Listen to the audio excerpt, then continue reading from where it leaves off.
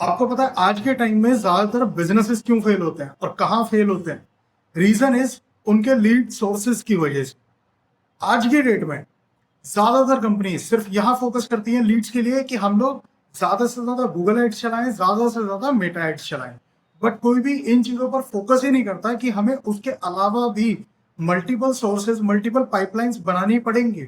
ज्यादा से ज्यादा कुछ कंपनीज क्या करती है, Meta ads, Google ads, LinkedIn ads के अलावा लिंक्डइन आउटरीच करती है। अब लिंक्डइन आउटरीच का सच आपको भी पता है, मुझे भी पता है। आप लोग 1000 मैसेज भेजते हो, उसमें से 10 लोग रिप्लाई करते हैं, उन 10 में से कोई एक बंदा जाकर के एक्चुअल में कन्वर्ट होता है। लेकिन वो टाइम फ्रेम बहुत लंबा चला गया और कई बार तो वो भी कन्वर्ट नहीं होता। तो आपके पास चैलेंज ये नहीं है कि आपके पास लीड्स कम है या आपके पास एड बजट का चैलेंज है। चैलेंज ये है कि आपके पास मल्टीपल लीड सोर्सेस की कमी है, जिससे कि आप जो कॉस्ट बैलेंस आउट करना चाह रहे हो, आधे से ज्यादा पैसा आप एड में ही खर्च कर दे रहे हो, तो आपके पास जो एक्चुअल में कस्टमर एक्विजिशन कॉस्ट है वो आपकी बहुत ही ज्यादा बढ़ जा रही है। अब ज्यादा कस्टमर एक्विजिशन कॉस्ट का मतलब है कि ज्यादा से ज्यादा आपको पैसा लगाते ही रहना पड़ेगा।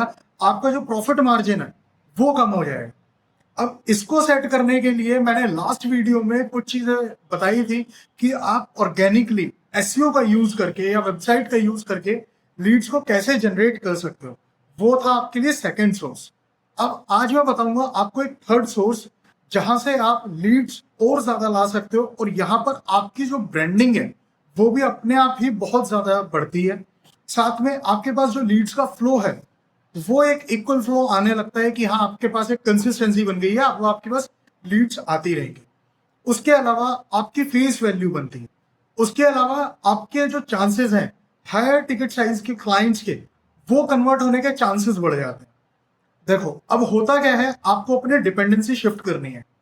एड से, पेड कैंपेन से आप एसईओ पर आए। एसईओ के अलावा भी you have a big team या कम भी है तो कोई चैलेंज नहीं।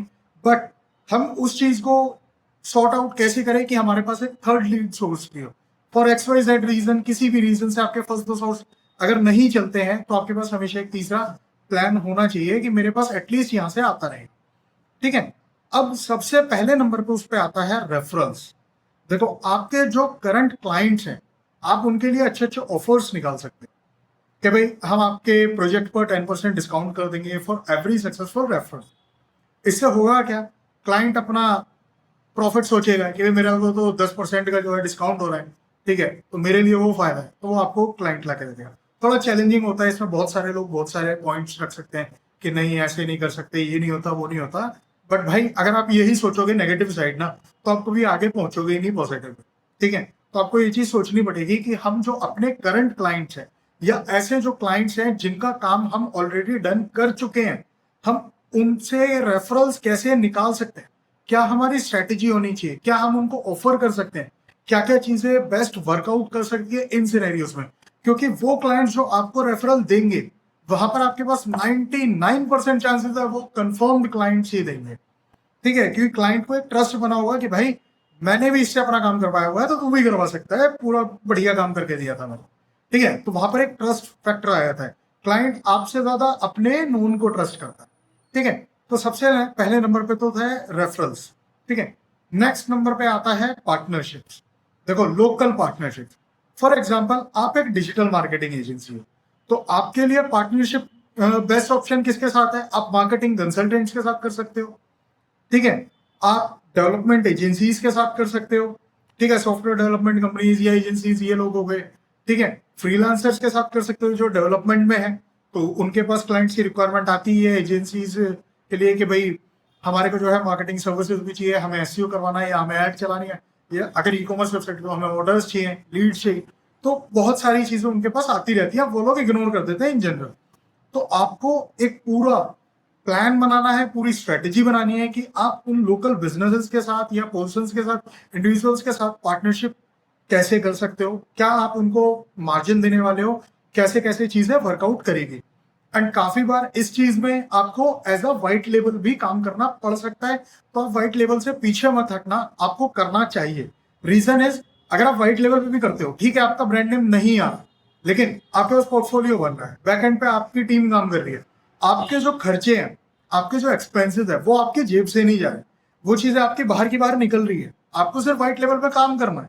ठीक है, पैसा आपको उतना ही मिल रहा है, ठीक है, थोड़ा बहुत कम हो सकता है जब आप पार्टनरशिप पे जाते हो, डेफिनेटली सामने वाला भी अपना कट रखता है, ठीक है, कमीशन मांगता है, तो वो सारी चीजें, तो वो आपको एक अच्छे से स्ट्रेटेजाइज करनी पड़ेगी, उसके अकॉर्डिंग फिर आपको वहां से जो है एक रेगुलर बेसिस पर काम मिलना शुरू हो जाए। नेक्स्ट चीज जिसको लोग बहुत ही कम यूज करते हैं लेकिन आई बिलीव करना चाहिए, मेरा पर्सनल एक्सपीरियंस भी इस चीज में काफी अच्छा रहा है, आपको इवेंट्स में जाना चाहिए, एग्जीबिशंस में जाना चाहिए, मीटअप्स में जाना चाहिए। सबसे बेस्ट ऑप्शन है आपको एग्जीबिशंस में जाना चाहिए। रीजन बताता हूँ, आप एग्जीबिशन में जाओ, मल्टीपल स्टॉल्स हैं, आप स्टडी करके जाओ कि जिस ब्रांड ने अपना स्टॉल लगाया हुआ है वहां पर, उस ब्रांड की अभी करंट प्रेजेंस क्या चल रही है, मैं उसको क्या सोल्यूशन दे सकता हूँ। अगर उनकी वेबसाइट खराब है तो मैं कैसे उनको एक ऐसा सोल्यूशन दे सकता हूँ जो उनके लिए सुटेबल हो, उनकी वेबसाइट को तो अच्छा करे ही करे, साथ में जो उनके चैलेंजेस हैं, जैसे लीड्स हो गए, ऑर्डर्स हो गए, या प्रोडक्ट अपलोड हो गए, फॉर एग्जाम्पल कुछ भी XYZ चीज है, आप वो सोल्यूशन कैसे प्रेजेंट कर सकते हो।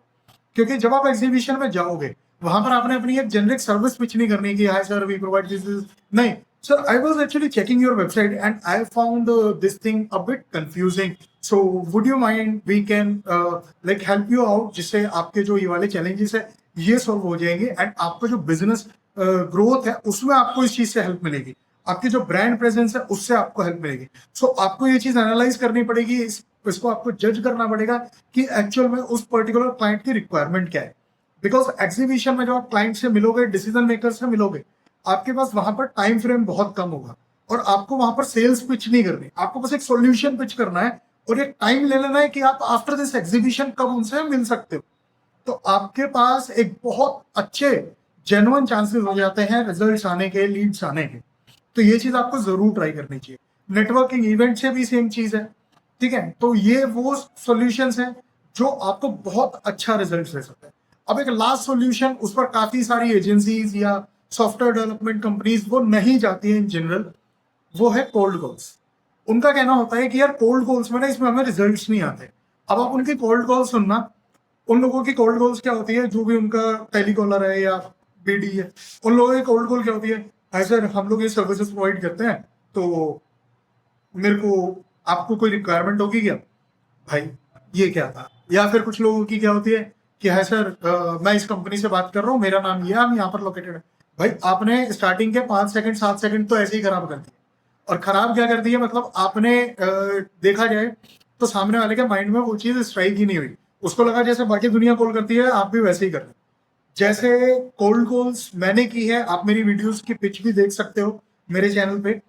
आपको मेरे आइडिया से, जैसे मैं करता था, आपको क्या करना चाहिए, एक सॉल्यूशन पिच करना चाहिए। जैसे फॉर एग्जांपल मेरी टीम में एक लड़की थी, मैं वो कोल्ड कॉल्स करती थी, ठीक है, इन जनरल। तो मैंने उसको बोला कि भाई तू जो जेनरिक कॉल्स कर रही है उसमें तेरे को बहुत सारे चैलेंजेस आ रहे हैं, क्योंकि क्लाइंट आधे से ज्यादा सेम चीजें ही हो रही थी, काट देते थे या ठीक है नहीं ये वो।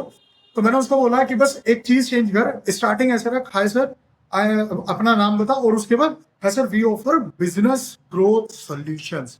अब जैसे ये बिजनेस ग्रोथ सॉल्यूशन आया ना, इसने क्या करा, इस लाइन ने, इस पर्टिकुलर लाइन ने हमारी कोल्ड कॉल को एक टोटल ही डिफरेंट साइड पे प्रोजेक्ट कर दिया क्लाइंट के साथ। उसको अब ये लग ही नहीं रहा कि एक नॉर्मल कंपनी है, वेबसाइट बनवा लो, SEO करवा लो, ये ले लो वो ले लो, नहीं, हम बिजनेस ग्रोथ सॉल्यूशन देते हैं। तो इससे उसको कॉन्फिडेंस और ज्यादा बढ़ता है कि एक्चुअल में ये लोग जो है बिजनेस ग्रोथ रिलेटेड ही सॉल्यूशंस दे रहे हैं, तो क्या पता मेरे लिए चीजें वहां पर एडवांटेजियस हो।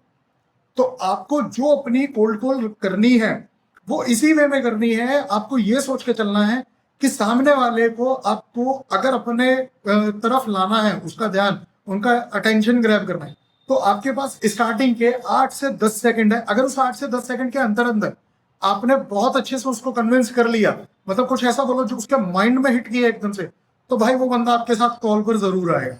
वरना तो भाई वो भी आपको नो कह करके कॉल काट देगा, वो मीटिंग भी नहीं करेगा आपसे, ठीक है। तो ये कुछ पॉइंट्स मैंने जो आपको बताए वो सारे के सारे मैंने आपको बताया अपने एक्सपीरियंस से। एंड आई स्ट्रांगली बिलीव कि सभी बिजनेसेस के पास एक नहीं मल्टीपल लीड्स के सोर्सेज होने चाहिए, ताकि किसी भी टाइम फ्रेम में मान लो एक पॉइंट आपका डाउन जाता है XYZ रीजन से, तो आपके बाकी के लीड सोर्सेज बने रहे, तो आपके बिजनेस को वहां पर सफर ना करना पड़े।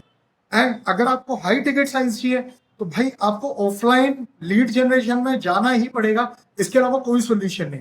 आजकल एआई टूल्स बहुत सारे हैं मार्केट में, तो आई सजेस्ट आप एआई से भी सजेस्ट लो कि यार मैं ऑफलाइन मार्केटिंग का यूज करके लीड जनरेशन कैसे कर सकता हूँ अपने बिजनेस के, एंड ट्रस्ट में आपको बहुत हेल्प मिलेगी, बहुत क्रिएटिव चीजें आप निकाल सकते हो।